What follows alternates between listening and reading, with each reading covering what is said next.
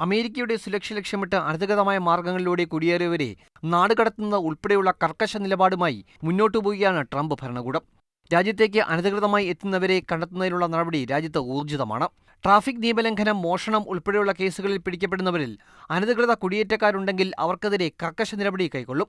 കൃത്യമായ രേഖകളോ മറ്റൊന്നുമില്ലാതെ രാജ്യത്ത് പാർക്കുന്ന 11 ദശലക്ഷത്തോളം ജനങ്ങളെ ഈ നടപടി പ്രതികൂലമായി ബാധിക്കും എന്ന കാര്യത്തിൽ തർക്കമില്ല.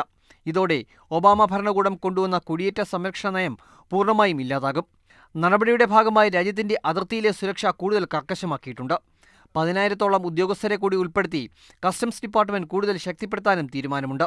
കേസുകളിൽ പെടുന്നവർക്ക് മതിയായ രേഖകൾ ഇല്ലെങ്കിൽ ഉടൻ തന്നെ അവരെ നാടുകടത്താനാണ് നിർദ്ദേശം.